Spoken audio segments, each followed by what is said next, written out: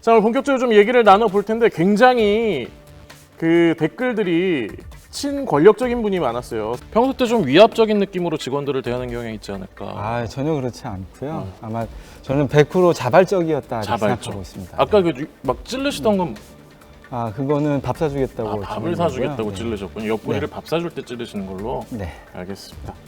자, 그럼 일단은 또 오늘 굉장히 많은 질문들이 올라왔었는데 센터장님부터 한번 시작을 해보죠. 시장금리 상승 시 대출 부실화 우려는 없냐 이런 질문이 있었어요. 네, 사실 제가 이제 금리가 올라가면 은행업종 주가가 좋다 이렇게 얘기를 하면 가장 많이 궁금해하시는 게 그거예요. 이제 지금 금리가 낮기 때문에 연체가 안 되고 부실 채권이 없는데 금리가 올라가면 부실화 되는 거 아니냐라는 건데요. 제가 그러면 다시 그렇게 여쭤봐요. 그럼 금리가 얼마큼 올라갈 것 같습니까? 이렇게 물어보거든요.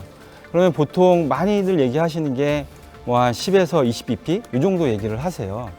그 정도의 완만한 금리 상승이라고 하면 사실 부실화까지는 생각할 수 없고요. 사실 냉정하게 얘기하면 금리가 올라간다라는 건 경제학적으로 경기가 좋다라는 얘기입니다. 네. 그러니까 금리가 실물 경기와 관계없이 가파르게 오를 때 부실화 이슈가 생기는 거고요. 지금 같은 상황에서 부실화가 될 가능성은 거의 없다 이렇게 생각하고 있습니다. 네. 근데 사실은 우리가 그런 거 얘기하잖아요. 전 국민한테 10원만 받으면 부자가 된다 이런 얘기도 하듯이 네. 실제로 금리 조금 올렸을 때 은행의 수익률은 굉장히 좋아질 수도 있잖아요. 그럼요. 지금 은행들이 나가 있는 대출이 뭐 한 1,700조, 800조 이렇게 되기 때문에요.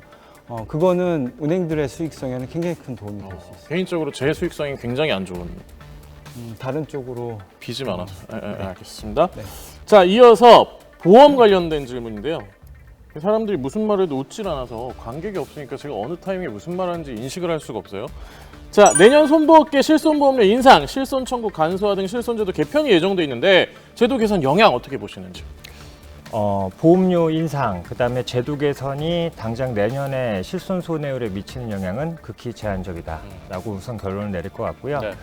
보험료 인상이 그나마 좀 빨리 반영이 되는데 그래도 2년은 최소한 걸립니다. 그리고 제도 개편은 결국 이 제도 개편을 통해서 원하는 바는 소비자나 의료기관들 중에 일부 과잉 청구자들의 어떤 계약자 행동을 변화시키기 위한 거기 때문에 네.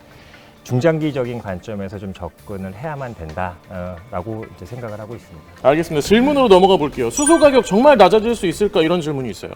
수소 가격이 지금은 높죠.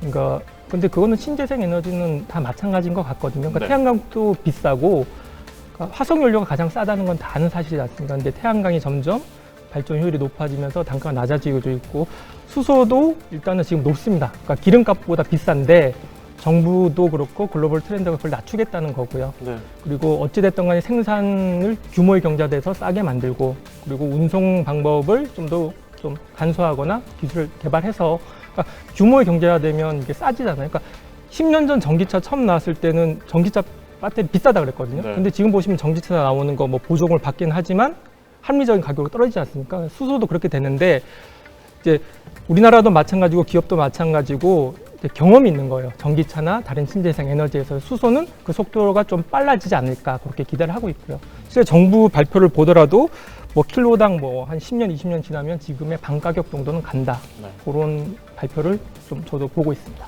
수소차 근데 위험하다는 인식도 좀 있지 않냐 이런 네. 질문이 있어요. 그러니까 이게 없어서 그런 것 같아요. 그러니까 눈에 안 보였기 때문에 그래서 다 수소 폭탄으로만 맞아요. 생각을 하잖아요. 저도 수소할 때 이거 폭발하면 위험한 거 아니야 봤더니 실제로 폭발 사고가 있는데 이게 수소 폭발보다는 그냥 안전장치라는 기압차 때문에 났고요. 네. 이게 만약에 수소랑 불이랑 합쳐져서 빵 터지면 진짜 수소 폭탄인데 거기 들어가는 수소랑은 또 다른 수소입니다. 일반 수소고요. 예, 그래서 솔직히 뭐 가솔린차도 그렇고 전기차도 불 많이 나지 않습니까? 그렇죠. 그 정도인 거지. 그 수소차에 불 붙인다고 폭탄처럼 되는 건 아니에요? 빨리 날아가 버린다 하더라고요. 탁 나오는 순간 수소세가 팍 나오는 순간 그냥 휙 날아가서 불이 붙는 그 시간보다도 더 빨리 안전하다고 합니다. 그래요. 알겠습니다. 자, 다음으로 좀 DDR5 관련된 얘기가 좀 나왔어요. DDR5 전환에 따른 확산 방향 어떠냐 이런 얘기가 있거든요. 네, 아까 말씀드린 것처럼 이 서버를 중심으로 먼저 좀 적용이 될 것 같습니다.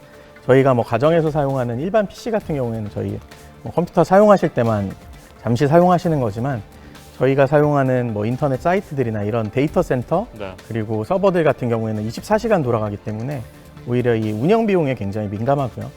그리고 DDR5로 전환함으로써 사실 소비 전력이 줄어들면서 운영 비용을 절감할 수 있는 부분들이 좀 있습니다.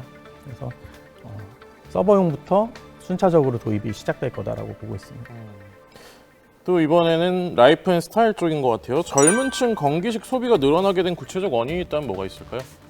사실 이제까지는 건기식 소비가 말씀드렸듯이 좀 5060 세대들 위주로 이루어진 점이 있었는데요. 네. 그 이유가 뭐냐면 그 종합편성 채널에서 건강정보 프로그램들에서 건기식을 소개한 후에 직후에 홈쇼핑을 편성하는 방식으로 좀 많이 판매가 되었었습니다. 네. 그리고 또 하나의 다른 채널이 네트워크 판매, 즉 다들 다단계로 많이 알고 계시는데 그걸로 좀 판매가 많이 됐었는데 최근에는 면세점이나 올리브영 같은 그런 채널들에 들어오게 되면서 젊은 층의 접근이 조금 쉬워졌다는 점이 있겠고, 그리고 하나는 좀 이전에는 뭐 백수도 그렇고 좀 이렇게 나이 든 사람들이 관심을 가질 만한 그런 원료들이었잖아요. 네. 근데 뭐 알코올 손상으로부터 간 보호라든지 체지방 감소라든지 젊은 층들이 좀 관심을 가질 수 있을 만한 기능들의 원료가 개발이 되면서 네. 좀 젊은 층들의 선호도도 높아지고 있는 상황입니다. 혹시 드셔보신 거 있어요? 네, 저도 뭐 프로바이오틱스나 아. 뭐 밀크시스 같은 거는 밀크시슬이요? 네. 그거 술 먹을 때 먹는. 네, 아, 맞습니다. 네, 알겠습니다. 많이 드시는구나. 자, 건기식 주요 업체들 증설하게 되면 감가상각비 부담 있지 않냐 이런 얘기도 있어요. 네, 사실 감가상각비 부담이 있는 거는 사실인데요. 하지만 매출 원가상에서 이제 증설을 하게 되면 자동화율이 올라가면서 매출 원가상에서 노무비를 절감을 할 수 있고, 그리고 이제 건기식 수요가 굉장히 많이 올라온 상태이기 때문에 가동률이 굉장히 높은 상황입니다. 네. 그래서 외주 가공비가 좀 발생을 한 부분이 있어요. 근데 증설을 하게 되면 이런 외주 가공비를 절감을 하게 되면서 감가상각비 증분을 감안하더라도 영업 마진은 더 올라갈 수 있을 것으로 기대를 하고 있습니다. 네. 사실 아까 무대 올라가기 전부터 굉장히 많이 떠시는 느낌이 있었는데 약간 실전파네요. 감사합니다. 좀 있으면 빨리 생생저치 나오셔야 될 것 같고요. 알겠습니다. 자, 다음에 폴더블 폰 대중화 실제로 가능할까요? 이런 질문도 있어요. 네, 근데 이 대기하면서 보니까 실제로 이미 사용하고 계시는 분들이 굉장히 그래요? 많고요. 그리고 뭐 사실 당장은 저희 와이프가 폴더블 폰을 쓰고 싶다고 어. 하는 상황이라서 사실 저는 수요를 직접적으로 체감하고 있는 상황입니다. 네. 끝인가요? 제가 사게 되면 인증을 한번 하도록 알겠습니다. 하겠습니다. 저도 사고 싶긴 한데 사실 좀 비싸긴 하더라고요. 아직까지. 가격이 가장 큰 걸림돌인데 이제 오늘 보도된 기사 보시면은 이제 좀 대중화에 대해서 굉장히 뭐 제조사 측에서 의지를 가지고 있는 것 같고요. 네. 그 과정에서는 이제 관련된 밸류체인에 있는 중소형주들도 충분히 수혜를 받을 수 있을 것으로 보고 있습니다. 네. 그렇게 마무리가 되면 좀 아까 그 와이프가 사고 싶어 한다고 끝내시니까 이거 어떻게 마무리해야 될지 잘 몰라가지고. 네, 저도 어떻게 사줄지 고민하고 있었습니다. 알겠습니다. 토스증권, 카카오페이 증권 등 증권업종 진입에 영향은 없냐 이런 얘기 있어요. 영향이 나타날 수 있습니다. 근데 그 영향이 의미가 있으려면 토스증권과 이제 카카오증권이 기존 증권사가 하지 않는 굉장히 혁신적인 상품들을 가지고 나와야만 되고요. 네. 기존에 있는 지금 브로커리지라던가 이제 이들이 아직 지금까지 해왔던 걸로 봐서는 아직까지는 큰 영향은 없어요. 근데 이제 저희가 항상 그렇지만 이 회사들이 이제 혁신적인 금융 상품이라는 걸 모토로 움직이고 있기 때문에 네. 우선은 추후 사정을 좀 보긴 해야 됩니다. 하지만 약정 점유율이나 이런 것들은 대부분 HTS 기반으로 또 이제 헤비 유저들이 많이 좌우를 하는데요. 이제 MTS 기반으로 움직이는 거에는 이제 약정 점유율이나 이쪽 측면에서 한계가 존재를 하고, 두 번째로는 이제 신용이라는 게 굉장히 중요한 이제 포인트가 될 텐데 초기에 출범하다 보니까 초기 자본은 좀 작을 수밖에 없잖아요. 그러니까 이제 이쪽에서 제공할 수 있는 서비스의 이제 한계점들이 이제 몇 가지가 있습니다. 이들이 이거를 어떻게 극복하느냐가 사실 시장에 영향을 얼마나 줄 건가를 결정짓게 되기 때문에 아직은 조금 더 좀 지켜봐야 될 것 같아요. 네. 자, 그럼 오늘의 전체 행사의 마지막 질문 드리면서 좀 대담을 마무리해 볼 텐데요. 은행들이 배당을 계속 늘릴 수 있을까요? 라는 질문이 올라왔어요. 네, 그 질문도 굉장히 많이 받는 질문인데요. 그 질문이 나오게 된 가장 큰 배경은 아마 올해 코로나19로 인해서 유럽이나 미국 은행들이 배당을 자제하고 자사주 매입을 또 중단하는 이런 이제 사태가 나오면서 더 우려가 커진 것 같습니다. 거기에 더해서 이제 금융 당국에서도 배당에 대한 뭐 자제 얘기가 나왔었는데요. 실제 우리나라 은행들은 유럽이나 미국 은행과 같이 이렇게 큰 수익성 악화를 경험하지 않았습니다.